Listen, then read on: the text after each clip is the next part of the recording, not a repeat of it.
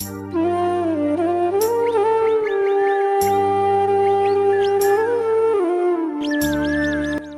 বন্ধুরা, Soumi blog and কিচেনে আবারও সবাইকে স্বাগত আর অনেক অনেক ভালোবাসা। তোমরা সবাই কেমন আছো? আশা করি সবাই খুব ভালো আছো।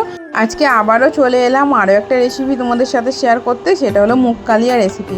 এই মুগ কালিয়া রেসিপিটা কিভাবে বানিয়েছি সেটাই তোমাদের সাথে শেয়ার করব।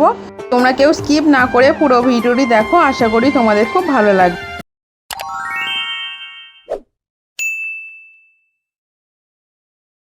দেখো এখানে কড়াই বসিয়ে দিয়েছি, কড়াই গরম হয়ে গেছে, কড়াইতে মুগ ডাল দিয়ে দিলাম। এখানে 100 গ্রাম মুগ ডাল আছে। মুগ ডালটা আমি ভালো করে ফ্রাই করে নেব।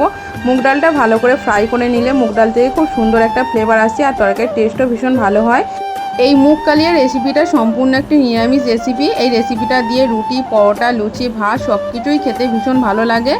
তোমরা এই রেসিপিটা ট্রাই করতে পারো, তোমাদেরও খুব ভালো লাগবে। দেখো মুগ ডালটা আমার ফ্রাই করা হয়ে গেছে। মুগ ডালটা আমি একটা পাত্রে তুলে নিচ্ছি। দেখো মুগ ডালটা আমি তুলে নিয়েছি। এবার ডালটা আমি ভালো করে ধুয়ে নেব। তো কড়াই গরম হয়ে গেছে, কড়াইতে সর্ষের তেল দিয়ে দিলাম। তেল গরম হয়ে গেছে, এবার কেটে রাখা আলুগুলো দিয়ে দিলাম। এখানে দুটো মিডিয়াম সাইজ আলু এইভাবে একটু বড় বড় করে কেটে নিয়েছি। তোমরা তোমাদের পরিমাণ মতন আলু দিও। আলুগুলো এবার ভালো করে ফ্রাই করে নেব। আর রান্নাটা আমি সর্ষের তেলেই করছি। তোমরা চাইলে রিফাইন তেলেও করতে পারো, কিন্তু সর্ষের তেলে রান্না করলে বেশি টেস্ট হয়, তাই আমি সর্ষের তেলেই রান্নাটা করছি।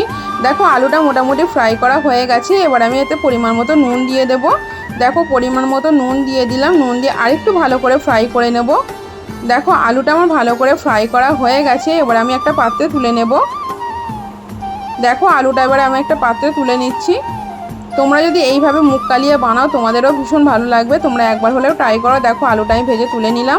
এবারে ওই তেলের মধ্যে কেটে রাখা পটলগুলো দিয়ে দিলাম। এখানে 400 গ্রাম পটল আছে আর একটা পটল আমি 2 টুকরো করে করেছি। তোমরা তোমাদের পরিমাণ মতো পটল নিও। এই পটলটা আবার ভালো করে ফ্রাই করে নেব। রেসিপিটা যদি ভালো লেগে থাকে তাহলে একটু লাইক কমেন্ট করে দিও। চাইলে বন্ধু বান্ধবদের মধ্যে শেয়ারও করে দিতে পারো। দেখো পটলটা মোটামুটি ফ্রাই করা হয়ে গেছে। এতে পরিমাণ মতো নুন দিয়ে দিলাম। নুন দিয়ে আরেকটু ভালো করে ফ্রাই করে নেব।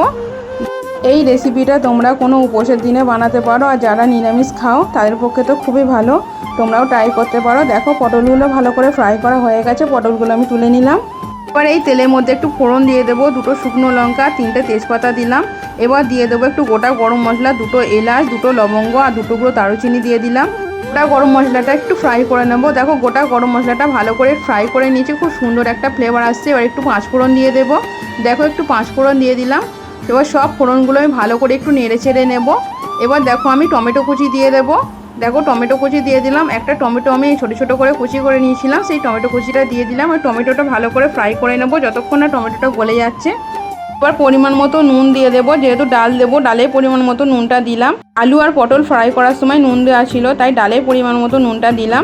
দেখো টমেটোটা ভালো করে ফ্রাই করা হয়ে গেছে, টমেটোটা গলেও গেছে। একটু গ্রেট করা আদা দিয়ে দিলাম। তোমরা চাইলে বাটাও দিতে পারো, আমি গ্রেট করা আদা দিলাম। আদাটা ভালো করে একটু ফ্রাই করে নেব। দেখো আদাটা আমি ভালো করে ফ্রাই করে নিয়েছি। কিছু মশলা আমি অ্যাড করে দেব। সামান্য কিছু মশলা হলেই হয়ে যাবে, বেশি মশলা লাগবে না। দেখো আমি এখানে 1.5 চা চামচ হলুদ গুঁড়ো দিয়ে দিলাম। 1 চা চামচ লাল লঙ্কার গুঁড়ো দিয়ে দেব। দেখো 1 চা চামচ লাল লঙ্কার গুঁড়ো দিলাম। 1/2 চা চামচ জিরে গুঁড়ো দিলাম। 1/2 চা চামচ ধনে গুঁড়ো দিলাম। এবার মশলাটা ভালো করে কষিয়ে নেব। দেখো এইভাবে মশলাটা কষিয়ে নিতে হবে যতক্ষণ না মশলা থেকে একটু তেল ছেড়ে দিচ্ছে। দেখো মশলাটা আমার মোটামুটি কষানো হয়ে গেছে। সামান্য পরিমাণে জল দেব। জল দিয়ে আরেকটু মশলাটা ভালো করে কষিয়ে নেব। দেখো সামান্য পরিমাণে আমি জল দিয়ে দিয়েছি। জল দিয়ে মশলাটা আরেকটু ভালো করে কষিয়ে নিচ্ছি। এইভাবে মশলাটা কষিয়ে নিলে তরকারির টেস্ট ভীষণ ভালো হয়। দেখো মশলাটা আমার ভালো করে কষানো হয়ে গেছে। এবার ফ্রাই করে রাখা পটল আর আলুটা আমি দিয়ে দেব। দেখো পটল আর আলুটা আমি দিয়ে দিলাম। এবার পটল আর আলুটা মশলার সাথে ভালো করে কষিয়ে নেব। দেখো পটল আর আলুটা এইভাবে মশলার সাথে ভালো করে কষিয়ে নিতে হবে। নতুন কোনো বন্ধু যদি রেসিপিটা দেখে থাকো তাহলে আমার চ্যানেলটি সাবস্ক্রাইব করে পাশে থেকো। পাশে থাকা বেল আইকনটা ক্লিক করে রেখো, নোটিফিকেশানটা অল করে রেখো, তাহলে যখনই আমি ভিডিও ছাড়বো তোমাদের কাছে পৌঁছে যাবে। দেখো পটল আর আলু ভালো করে কষানো হয়ে গেছে। এবার যে মুগ ডালটা আমি ফ্রাই করেছিলাম সেই ডালটা আমি ভালো করে ধুয়ে রেখেছি, সেই ডালটা এবার আমি দিয়ে দেব। দেখো ডালটা আমি দিয়ে দিলাম। ডালটা আমি এবার সব কিছুর সাথে ভালো করে মিশিয়ে দেব। দেখো এইভাবে সব কিছুর সাথে ডালটা ভালো করে মিশিয়ে দিতে হবে, যাতে ডালের মধ্যে মশলাটা ভালোভাবে মিশে যায়। আর আমি এখানে 100 গ্রাম ডাল নিয়েছি। ডালটা তোমরা তোমাদের পরিমাণ মতো নিও। আর বন্ধুরা, ভালোবেসে পাশে থাকার জন্য সবাইকে অনেক অনেক ভালোবাসা। তোমরা এইভাবেই ভালোবেসে পাশে থেকো, আমাকে সাপোর্ট করো। আর আমিও তোমাদের পাশে সবসময় আছি। তো সব কিছু ভালো করে কষানো হয়ে গেছে আর পরিমাণ মতো জল দিয়ে দিলাম। জলটা খুব বেশি দেবো না, কারণ তরকারিটাই মাখা মাখা হবে, খুব বেশি ঝোল হবে না, তাই জলটা মোটামুটি দিলাম। এবার তরকারিটা ভালো করে নেড়ে ছেড়ে দিলাম। এবার পটল, আলু আর ডাল যাতে ভালোভাবে সিদ্ধ হয়ে যায় তার জন্য একটু ঢাকা দিয়ে দেবো। দেখো, এবার ঢাকা দিয়ে দিলাম। 10 মিনিট পর ফিরে এলাম, ঢাকাটা খুলে দেখবো সব কিছু ভালোভাবে সিদ্ধ হয়েছে কিনা। দেখো, দেখতে কত সুন্দর লাগছে। পটল, আলু আর ডাল সব কিছুই ভালোভাবে সিদ্ধ হয়ে গেছে। এর মাঝে ঢাকাটা খুলে আমি আরেকবার নেড়ে ছেড়ে দিয়েছিলাম, সেটা তোমাদের দেখাইনি। দেখো, তরকারিটা মোটামুটি রেডি হয়ে গেছে। এবার সামান্য পরিমাণে চিনি দিয়ে দিলাম। চিনিটা আমি সামান্য পরিমাণে দিলাম তরকারির টেস্টের জন্য। এবার দেখো, ভালো করে নেড়ে ছেড়ে দিচ্ছি। আর বন্ধুরা, রেসিপিটা তোমাদের কেমন লাগলো অবশ্যই আমাকে কমেন্ট করে জানাবে। আর ভালো লাগলে একটা লাইক করে দিও। দেখো, এবার আমি হাফ চা চামচ ঘি দিয়ে দিলাম। ঘি দিলে তরকারির টেস্ট ভীষণ ভালো হয়, তাই জন্য ঘিটা দিয়ে দিলাম। ঘি দিয়ে এবার তরকারিটা ভালো করে একটু নেড়ে ছেড়ে দিচ্ছি। দেখো, তরকারি আমার মোটামুটি রেডি হয়ে গেছে। এবার আমি হাফ চা চামচ গরম মশলা গুঁড়ো ছড়িয়ে দেবো। দেখো, আমি হাফ চা চামচ গরম মশলা গুঁড়ো ছড়িয়ে দিলাম। এবার গরম মশলাটা ভালো করে নেড়ে ছেড়ে দেবো। দেখো, মুখ কালিয়ে আমার পুরোপুরি রেডি হয়ে গেছে। এবার তরকারিটা আমি একটা পাত্রে নামিয়ে নেব। আর দেখো, তরকারিটা এরকম ঘনই থাকবে, ঝোল থাকলে ভালো লাগবে না, তাই এরকম মাখা মাখা থাকলে খেতে ভালো লাগবে। সম্পূর্ণ ভিডিওটি দেখার জন্য সবাইকে অসংখ্য ধন্যবাদ। দেখো, তরকারিটা আমি একটা পাত্রে নামিয়ে নিচ্ছি। আর বন্ধুরা, আমার রেসিপি তোমাদের কেমন লাগে সেটা আমাকে কমেন্ট করে জানিও।